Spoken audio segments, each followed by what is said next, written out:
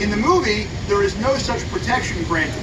And as a result, the movie has a slightly more nightmarish cast, where the stakes are higher than in the book. Brian, you want to? Well, yeah, I was just going to say that I feel like none of these characters would get to the center of their power without going through the struggles that they engage in and encounter on the Yellow Brick Road. Yeah. So I think also the message is saying that you might not get your power until after you actually have to use them. Do you know that kind of thing? I think that's I think that's a great point, right? Part of this is about a journey. One of the the subtitle of one of the other great children's books of the century, not an American one, is There and Back Again, right? And of course, that's part of The Hobbit is part of the point as well. It's the journey that makes the discovery, as you're saying. I agree 100%. There's some people who haven't heard from up in the front. So that's a couple of points.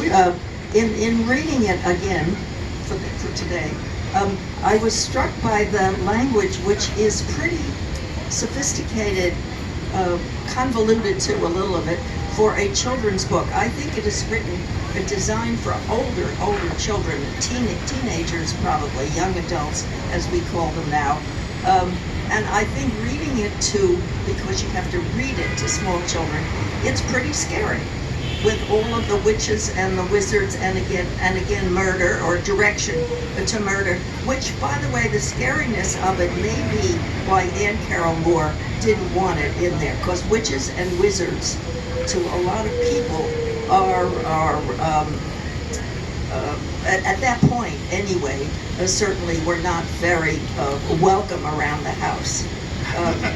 But there was one other thing about the Emerald City. You needed the green glasses, but you could see the other colors. You could see the yellows and the reds and the blues, and you didn't have glasses for those. So there's an anomaly. Yeah.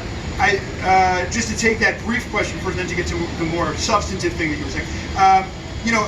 I think that a number of people have noted that there are a couple of kind of color discrepancies, let's call them, in the novel as a whole. And this also leads to something which is a very important part of 20th century, now 21st century American culture, which is the development from a novel into a mythos. You start with one novel that people care about. They find these discrepancies. Someone then says, well, they can't possibly be discrepancies because this is almost holy text. And so in future novels, we have to create some explanation to explain all of these sort of things. And then all of a sudden you have an extremely Baroque and labyrinthine sort of system.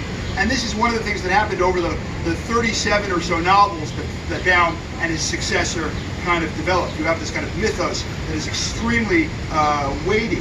I will say that one of the things going back to the original time and place is that in the late 19th century, it was a culture which was much wordier than ours, right? It was much less visionary in many ways. People had, if you look at handbills from the 19th century, if you look at circulars, if you look at advertisements, the word